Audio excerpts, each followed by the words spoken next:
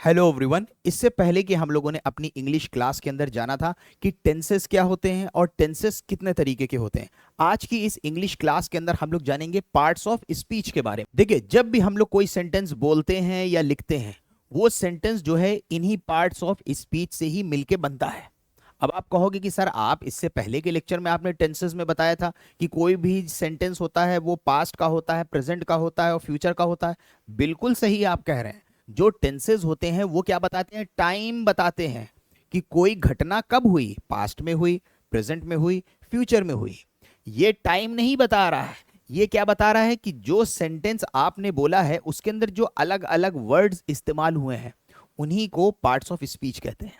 तो यानी parts of speech her sentence के अंदर जितने भी वर्ड्स इस्तेमाल हुए हैं, जैसे कि कोई सेंटेंस आपने बोला, I am going to the hospital, I will meet you tomorrow, I will call you tomorrow, आप कुछ भी बोलोगे वो पार्ट्स ऑफ स्पीच से ही मिलके बनेगा। तो यानी एक सेंटेंस के अंदर जितने भी वर्ड्स होते हैं उनके एक एक नाम होते हैं और उन्हीं नाम को हम लोग एज अ होल कहते हैं पार्ट्स ऑफ स्पीच। ये पार्ट्स ऑफ स्पीच टोटल कितने? ये टोटल 8 होते हैं।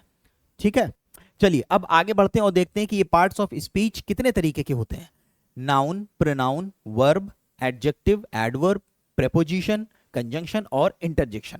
तो यानी ये जो पार्ट्स ऑफ स्पीच है ये 8 तरीके के होते हैं और ये पार्ट्स ऑफ स्पीच हमें ये बताते हैं कि किसी भी एक सेंटेंस के अंदर वर्ड का क्या रोल है। जैसे आई का क्या रोल है, वॉज का क्या रोल है, गोइंग का क्या रोल है, बुक का क्या रोल है, क्विकली का क्या रोल है। तो हर एक एक वर्ड्स का एक सेंटेंस में रोल क्या है। अब देखते हैं हम लोग एक सेंटेंस को। अब जैसे देखिए, आपके सामने ये एक सेंटेंस लिखा है, ऐसे आप कोई भी सेंटेंस उठा सकते हो। अब आपके सामने ये एक सेंटेंस लिखा हुआ है, wow Aamir quickly gave me a nice book and a pain because I was tired. ये आपने एक सेंटेंस बोला। अब ये पूरा का पूरा सेंटेंस जो है पार्ट्स ऑफ स्पीच से मिलके बना है। कैसे? अब देखिए, हर एक एक वर्ड का अलग अलग नाम है। वाओ क्या है? वाओ जो है ये इंटरजेक्शन है। ठीक है, उसी के साथ साथ नाम है आमिर, नाउन है। ठीक है, कोई किसी का नाम होता है जैसे प्रॉपर नाउन। क्विकली क्या है? एडवर्ब है। वर्ब क्या है? गेव, गिवन वर्ब है। मी क्या है? प्रोनाउन। नाइस क्या है? एडजेक्टिव। बुक क्या है? नाउन। एंड क्या है? कंजंक्शन।